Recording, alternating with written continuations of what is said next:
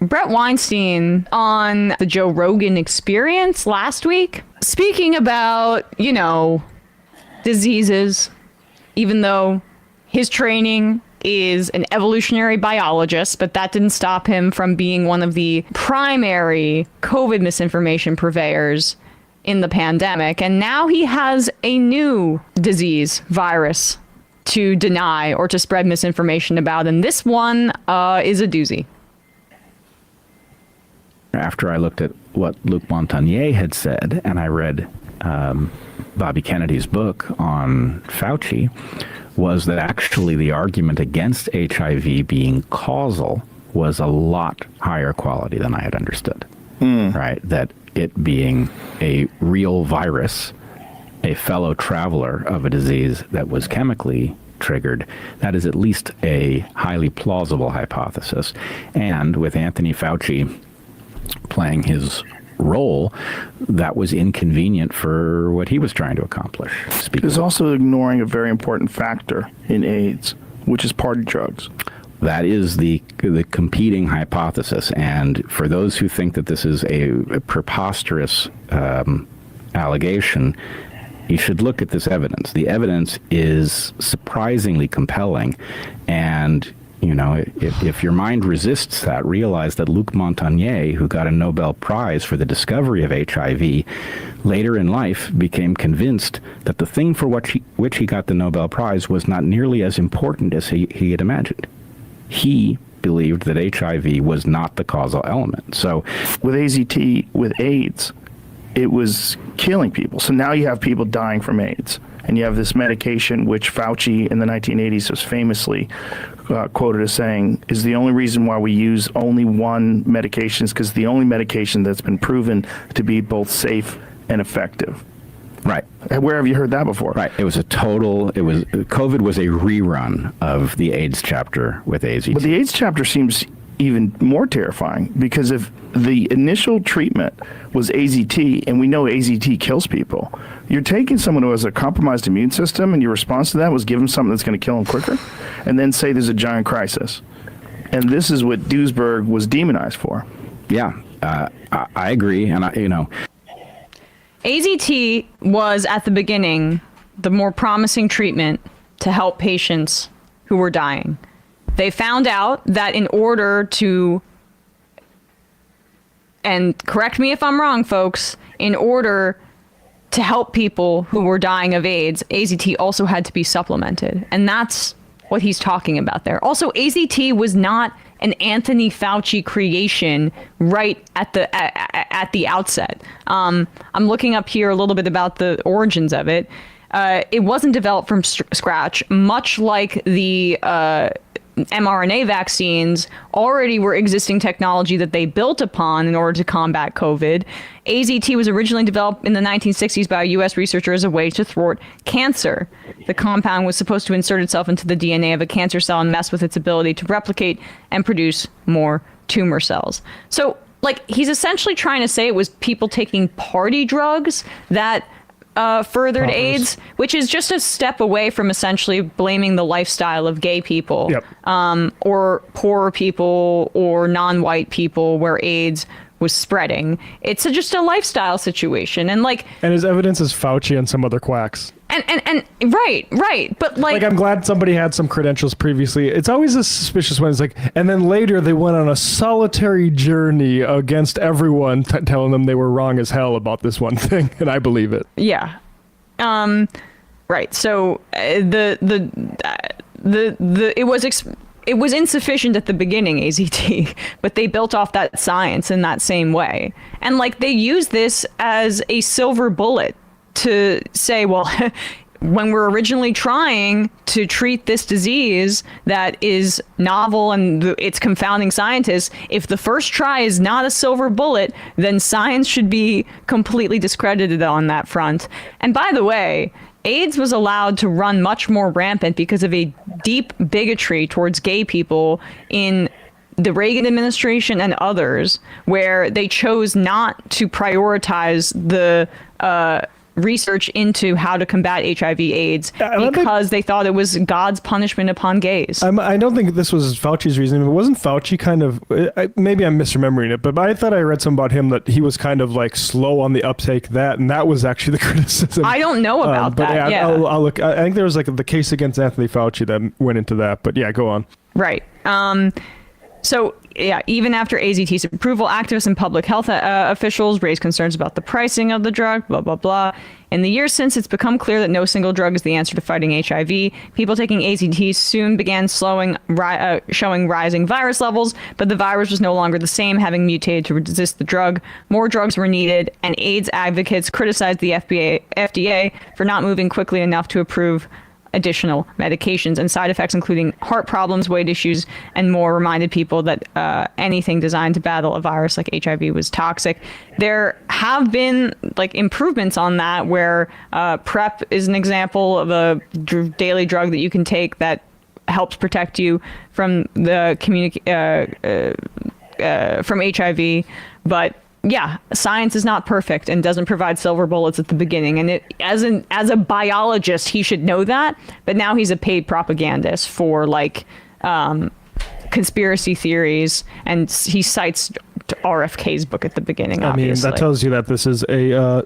Well, hey, we've all learned a new term, right? PSYOP. This is venture capital and right-wing crank, often like a South African billionaire adjacent PSYOP. This is a political project because this is a wrecking bullshit. Yeah. I didn't listen to the whole episode of the JRE here, but it feels as if they were trying to intersect the idea that some, COVID denialists or skeptics peddle to compare with the AIDS idea that it was more of a lifestyle thing that led to the disease, as in like you were only getting just fat people. You were only getting severe COVID illness if you had underlying severe health problems like obesity, like being older.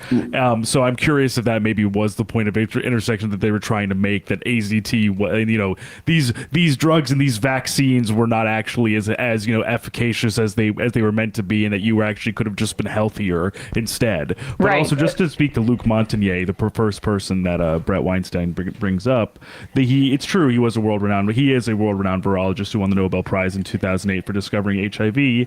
But I think why Weinstein also probably likes him is this is per the Associated Press in February of 2021. He said that in the process of making the vaccine for AIDS, someone took the genetic material and added it to the coronavirus.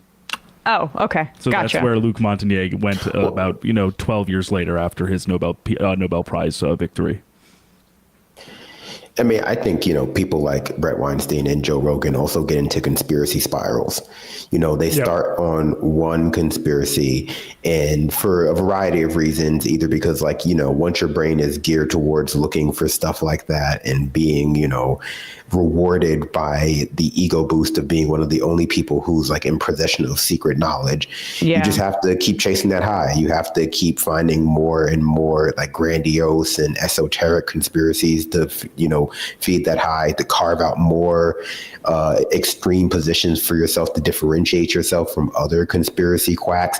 I think you see a lot of the IDW types kind of going down this sort of like this particular path. Like he was in the IDW, right? Because I also think of Jordan Peterson's more recent forays into just like conspiratorial thinking, Owen Benjamin becoming a flat earther.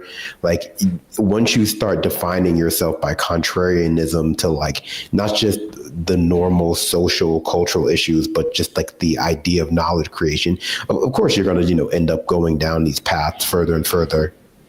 And I'd also say it's not just conspiracism, because I'm prone to a little bit of that self. It won't ever be any type of conspiracism that doesn't also align with, say, a libertarian billionaire's priorities in public health, right? Like with the AIDS thing, it's look at these gay people doing this inappropriate stuff that is getting them in trouble, and we all have to act like it's our problem when it's really just their problem. Same thing with COVID. It's just fat people, and we shouldn't have shut down businesses. I will be shocked if Brett Weinstein ever comes to a conspiracy that suggests that the government should provide healthcare to everybody as a public good. Yeah. And by the way, there were many gay people, like, I guess the only gay people that got HIV and AIDS and died from it were people who were going to parties.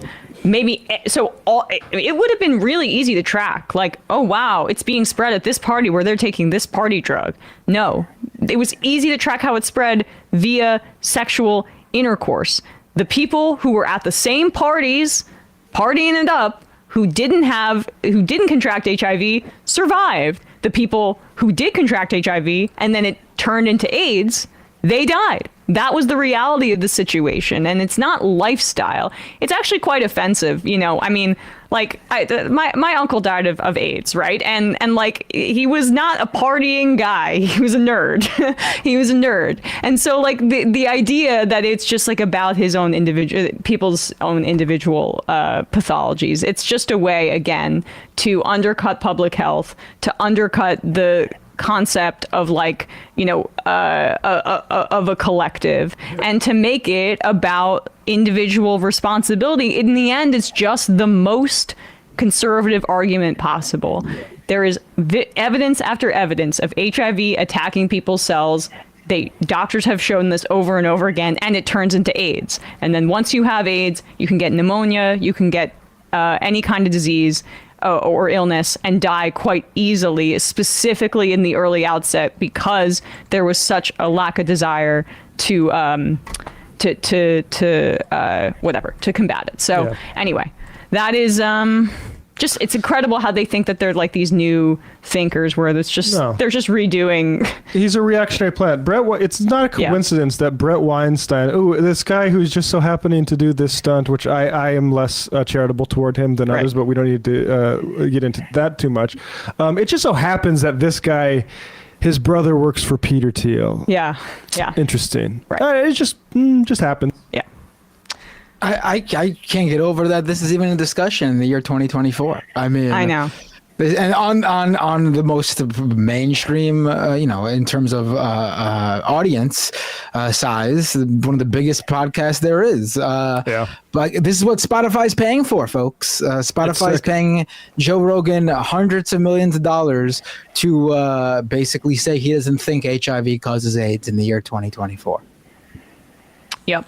As if people who had HIV and AIDS weren't pariahs enough. Like, just to say, like, they treated as such. You know, nurses and doctors, many of them wouldn't even touch my uncle at the time, right? There were just a few that would. And I remember it was such a big deal when Princess Diana went and picked up that HIV positive child when she visited the United States, because they were literally like treated as pariahs in that way. And the fact that these freaks are bringing that kind of I don't know, Rogan is just inhumanity back, and like pretending that that's just them broing around. It's ridiculous. He's just Limbaugh, or whoever it was before Limbaugh. Like there's Joe Rogan and the like insistence he has to talk to every fucking comedian about trans people using bathrooms. As a kid just gets killed in Oklahoma for inside a bathroom getting bullied. Like, I mean, he's a modern witch hunt sort of driver, and you know, he gets paid $250 million from Spotify for it. I'm glad I canceled my Spotify subscription, but like, that is, and I'm glad he's not saying he's not corporate media anymore. He just says it's the legacy media that's bad. It's not necessarily people that are paid $250 million by investors.